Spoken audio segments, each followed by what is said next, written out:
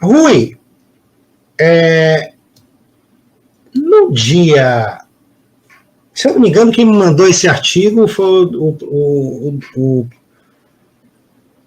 o doutor Valdemar Castro Leite Filho. Né? Um artigo que saiu no The New York Times Journal, né? E foi repostado no dia 5/7 pelo site Jornal o Globo, né? Intitulado De Foguete Guiado por Bicicleta há 60 anos, a explosão de startups, Índia vive a ascensão de sua indústria espacial. Gostei muito desse artigo. Vou abrir aqui, Duda, desculpe. Tá. Atrasei um pouquinho. Duda, eu li a matéria aqui e, assim, eu já conhecia um pouco da história do programa espacial da Índia, inclusive por eu ter já escrito algumas coisas comparando o programa espacial da Índia com o da China, até mesmo para escrever sobre o Cracktalk, né? Aqui no Brasil, existe um centro ligado à ONU na Índia, que foi o primeiro implantado. E para poder escrever sobre aquilo, eu fui estudar a história de como a Índia evoluiu, inclusive por ter um centro espacial, viu, Brasil, a Agência Espacial Brasileira, ligado à ONU, o primeiro do mundo foi na Índia, implantado. E vejo o salto, a quantidade, no artigo que eu escrevi, Duda, falando sobre o Cracktalk, eu mostro o histórico de quantos doutores, mestres e especialistas foram formados por causa do CSS-TEAP, que é o Centro Espacial vinculado de capacitação, né, de ciências e tecnologias espaciais, vinculado à ONU e sediado na Índia. São 4 universidades indianas e institutos, universidades e institutos, que são campos, né, 4 campi universitários, né, do que seria o Cracktalk deles.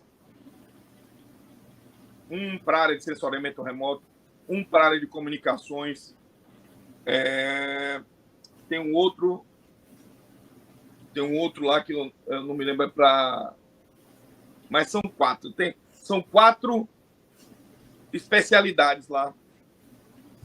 Universidade especializada, instituto especializado.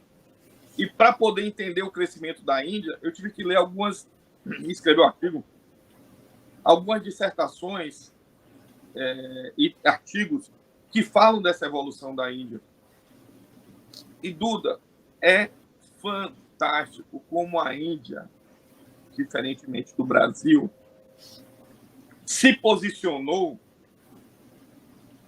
e a Índia vai ser um provedor mundial de soluções espaciais. Sim. Por quê, Duda? A China hoje é provedora como alguns países da Ásia, mas a China, pela mão de obra barata, abundante, isso está se perdendo um pouco, porque os salários na China estão aumentando. Hoje os chineses não podem mais trabalhar 200 horas por semana como trabalhavam. Algumas coisas vêm melhorando da exploração da mão de obra pelo Estado chinês, que apesar de indústrias chinesas serem privadas, mas todos são vinculados ao governo. Então, assim, hoje produzir tecnologia na China, pelo volume de produção, ainda é vantajoso, mas os custos já estão muito altos de produzir na China. E qual país do mundo se colocou... Outra coisa, na China, os Estados Unidos veta, os Estados Unidos detêm mais de 70% das tecnologias espaciais são americanas.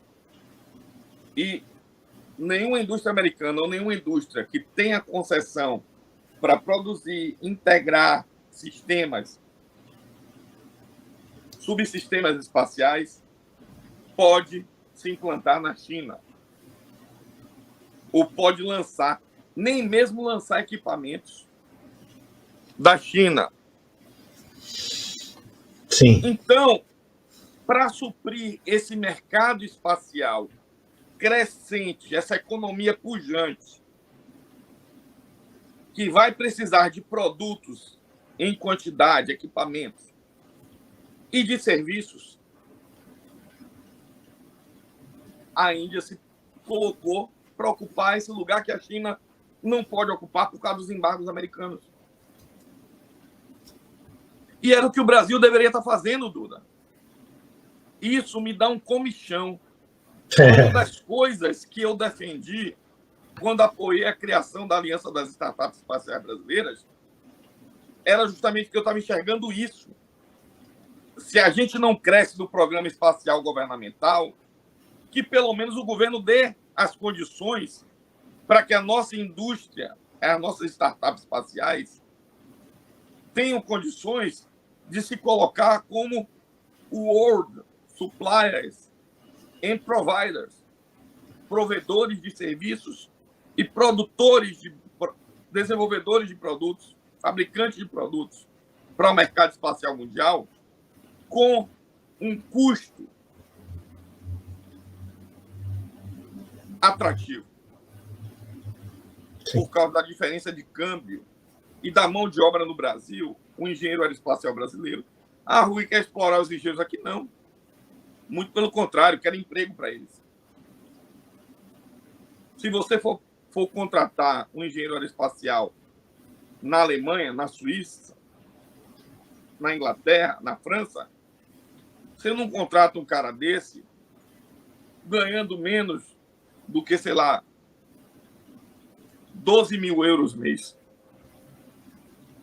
10 mil euros mês. Não ganha. Não contrata. Pegando isso e multiplicando pelo euro, vamos multiplicar por 6, sendo bonzinho, qual é o engenheiro no Brasil aeroespacial de boa qualidade que está ganhando 60 mil mês? Nenhum. Você vai pagar ali para o cara o quê hoje no Brasil? Uns 12 mil, 15 mil, no máximo 20 mil reais. Se ele for muito bom. O que é 1/3 do custo, que é o maior custo de qualquer indústria, é mão de obra. Claro. Mas você vai ter engenheiros extremamente bem qualificados, porque no Brasil nós temos muita mão de obra qualificada, tanto que a gente está exportando mão de obra, diga-se de passagem, perdendo. Qualificada e motivada. Certo? Profissionais brasileiros que saem daqui e fazem bonito lá fora. Pesquisadores brasileiros que saem daqui e fazem bonito lá fora. O próprio doutor Loures tem reclamado muito disso. Eu não posso deixar de elogiar os engenheiros brasileiros, pesquisadores e cientistas. Este não é o problema do programa espacial brasileiro e do mercado espacial. O problema é o governo, é gestão, é governança. Então, a Índia, Duda, se preparou para esse momento. São profissionais P. Profissionais P. Se você é que vocês me entendem, né? E a Índia vai ocupar esse papel que o Brasil poderia ocupar. Vai pegar esse mercado. A Índia vai ser a China do mercado espacial de sistemas, subsistemas, equipamentos e serviços. E a Índia vendo... Nós, o Brasil, poderia estar aqui.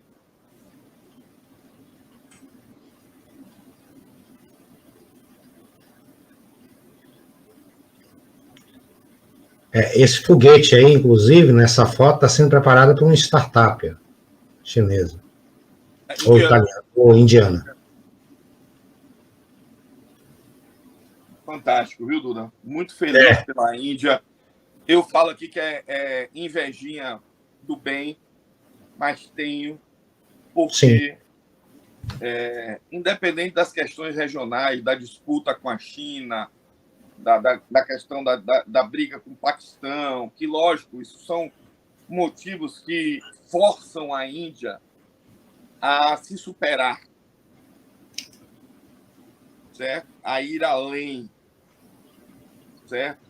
Ainda que existam muitas mazelas sociais, uma sociedade dividida em castas, com muito mais estratificada do que a brasileira, com muita pobreza, muita miséria, mas que vai, através dessa indústria espacial pujante mundial, que vai demandar cada vez mais lançamentos, dispositivos espaciais, sistemas, que vai explorar o sistema solar, a começar pela Lua, e começar da Lua a ir para Marte, e começar a instalar bases na Lua, a minerar coisa no espaço. A Índia vai prover que a China não vai conseguir prover, que a China vai prover para si mesma e para alguns países que são aliados dela ali. Ou Sim. que vão consumir seus produtos, como países da África, onde a China tem linhas de crédito, oferecem muitas facilidades para aumentar a sua hegemonia, certo? A nova roda da seda. E o próprio Brasil, né? Então, assim, e a Índia vai fazer esse papel. E vai ocupar esse nicho. E vai se desenvolver e pegar uma parte, uma fatia desses bilhões a trilhões de dólares da indústria espacial nos próximos anos. Mas é isso, eu gostei muito desse artigo, parabenizo ao New York Times pela matéria. Só a fonte, né, Duda? Né, parabenizo ao New York Times A e matéria o Globo, né? Completa, muito, é lógico, né? A qualidade do New York Times a gente não tem Isso. E, como é que se chama? E também a Globo por ter republicado a matéria, né? E ao doutor Valdemar de Castro Leite Filho, por ter enviado a matéria para a gente. Muito obrigado, doutor Valdemar. Não esqueça de dar o joinha e de se inscrever no canal para ajudar o Brazilian Space, ok? A gente poder fazer vídeos, está sempre inovando como a gente está fazendo aqui. Valeu!